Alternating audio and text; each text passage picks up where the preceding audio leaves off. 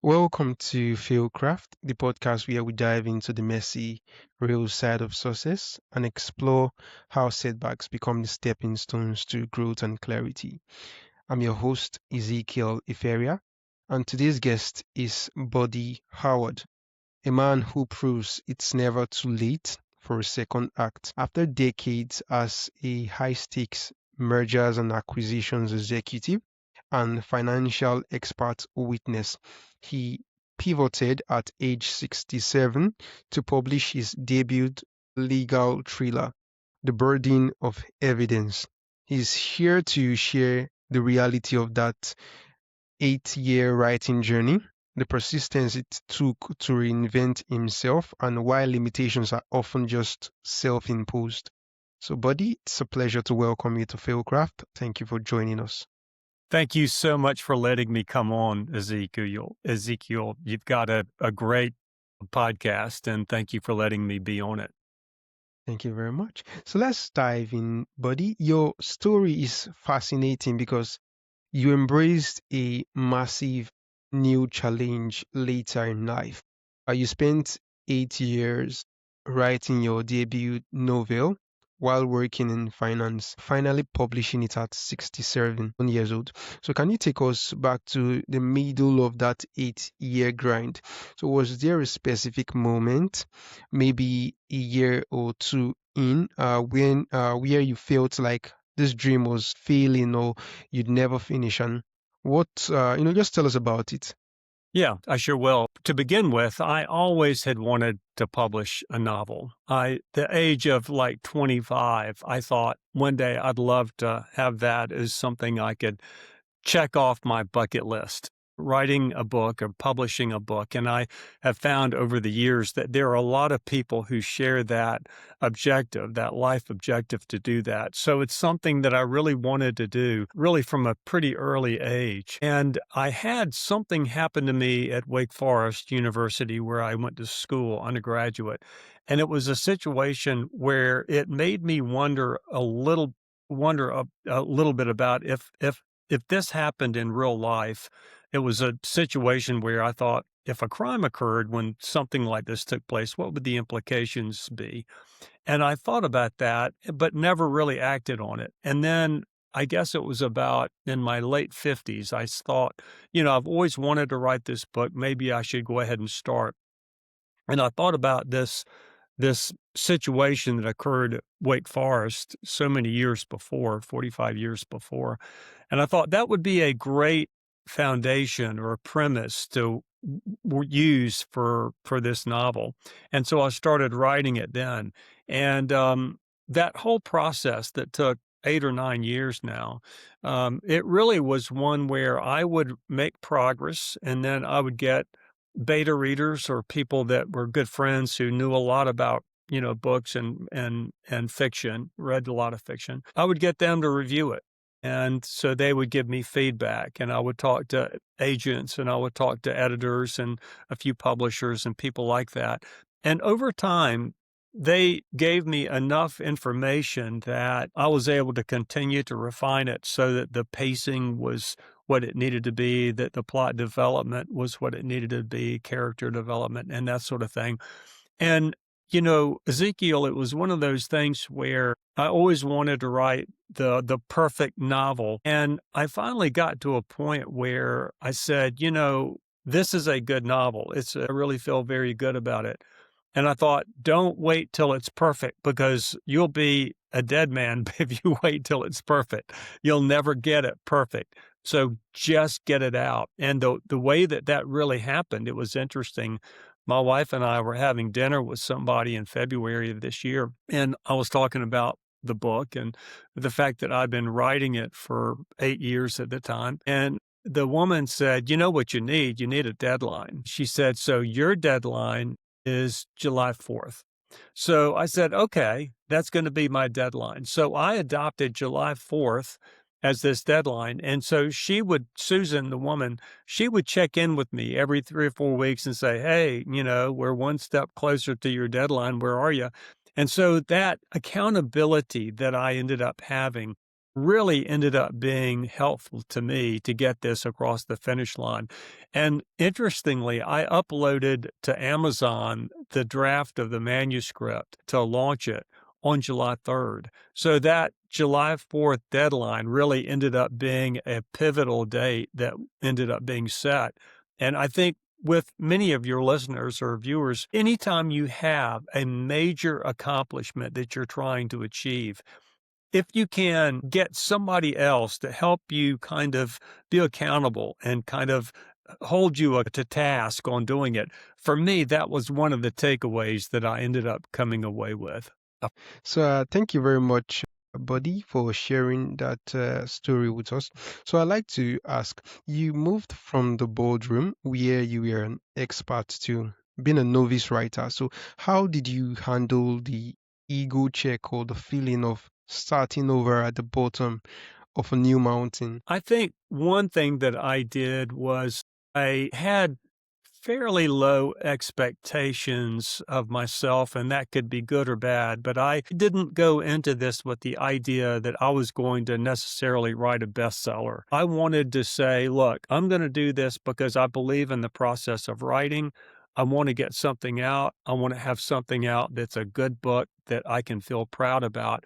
But I would have felt more intimidated about starting the process if I felt like I had something that I really had to sell 1,000,000 copies of.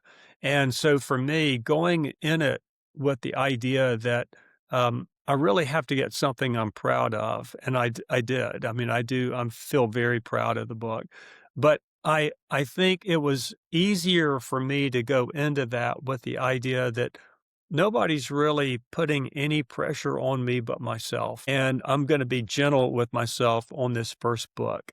I'm going to go ahead and try to get it out. And the feedback has been really positive. I think my average rating on Amazon is like 4.8 or something like that out of a 5-star possibility. So the feedback has been good. So I was not someone who had a big platform like a lot of authors do.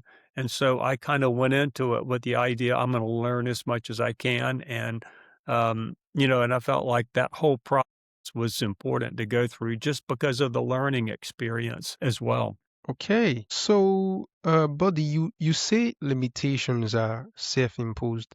So what was your biggest self-imposed limitation you had to break through to become an author? I think one of the ones was what I mentioned earlier about not feeling like it had to be the perfect book. And, if you expect that's got to be a perfect book, it's just going to take you that much longer to get it out.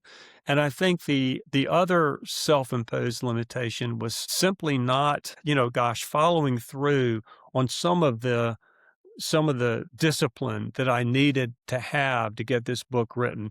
I had many years where I would go, okay, I think this book is pretty much done, and then realize I had some more work to do on it.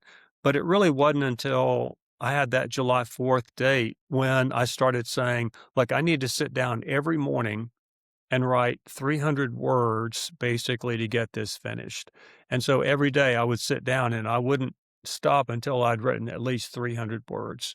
And that was my minimum number of words that I had to write. Now, here's what happened. I would get to the 300, but by that time, I'd have some momentum. And so oftentimes that would be a day where I may write 500 words or 600 words.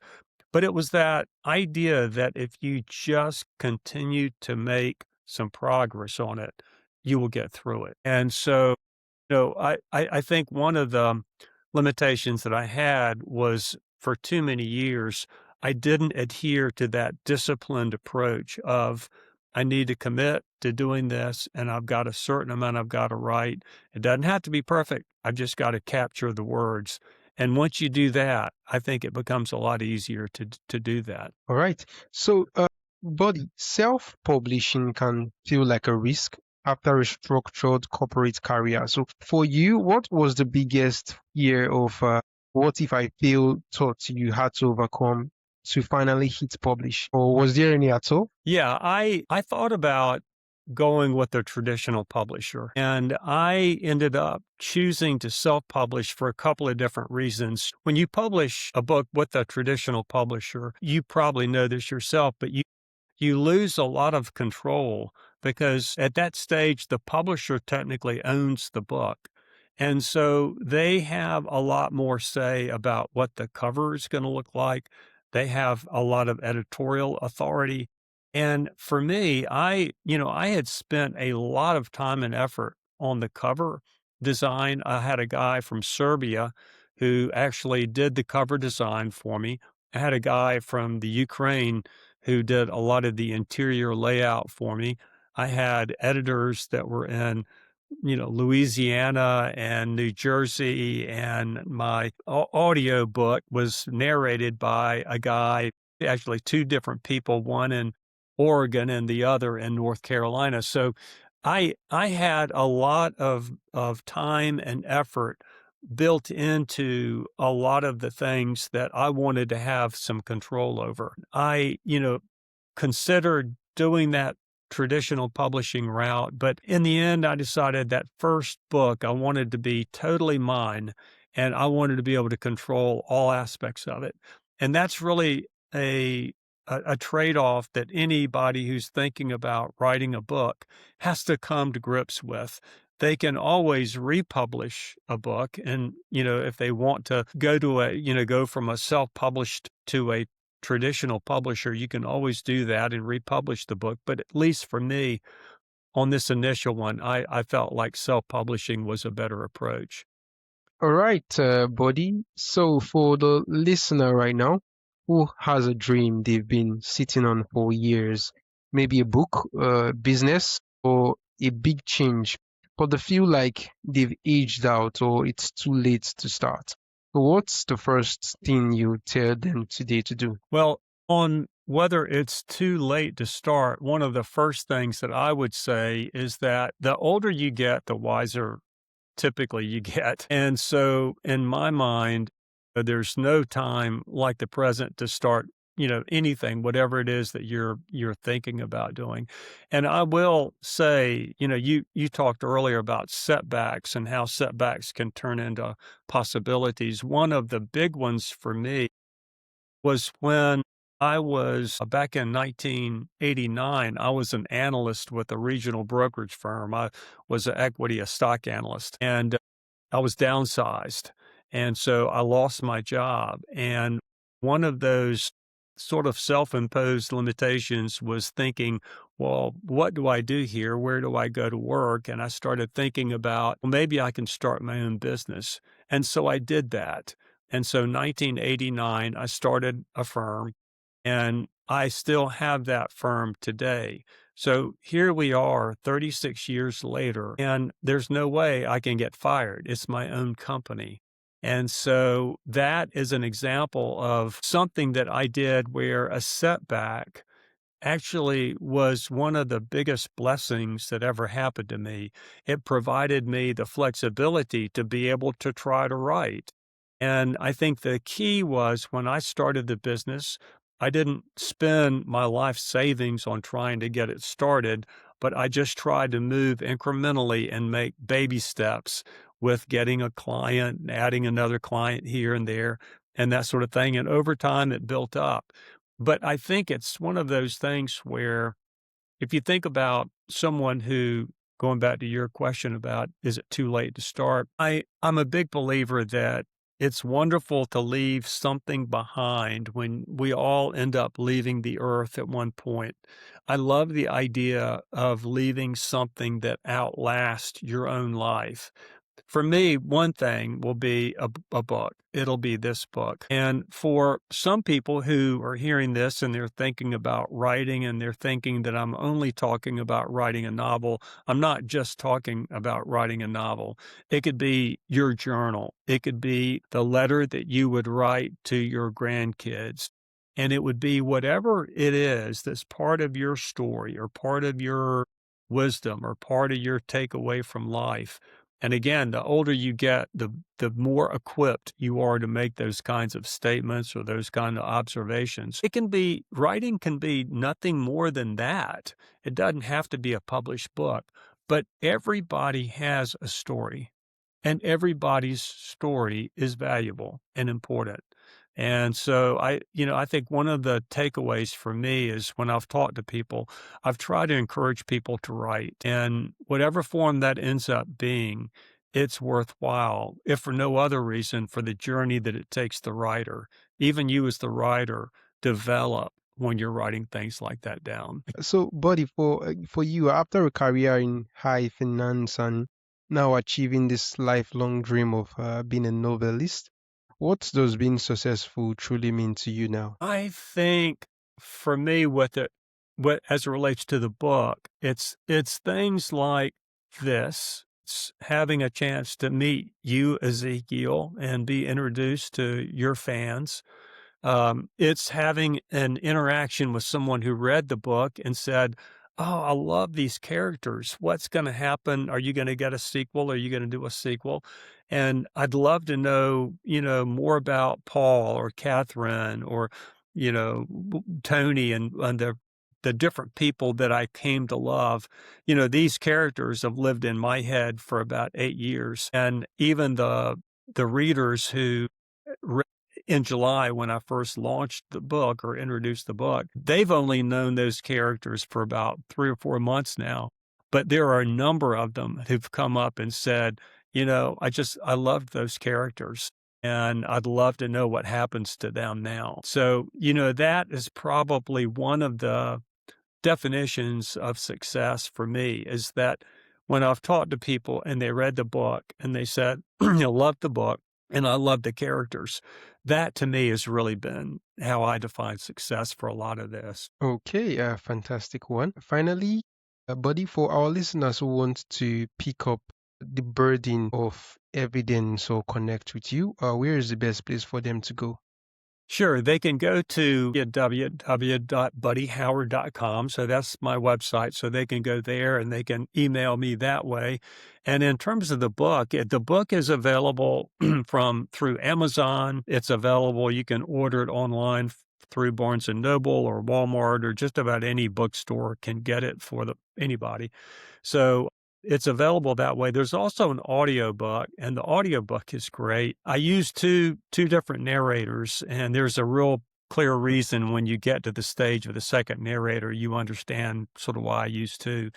But the audiobook is really good, and the guy just has a really good voice that I ended up using, and it's available through Audible as well. So any of those places are good places to get them. And I do love people buying from a bookstore because, Amazon's great and it's very easy, but the bookstores, the independent bookstores that are out there, I've always thought, we need to help them because they really are competing with the 800-pound gorilla, with Amazon. So anything we can do to help the small bookstore, I always kind of like doing that. All right, this has been a really insightful conversation, buddy. And I'm indeed excited to have you come share your own story and thoughts on this podcast today. Thank you very much for showing up. Thank you so much, Ezekiel. It's great to meet you.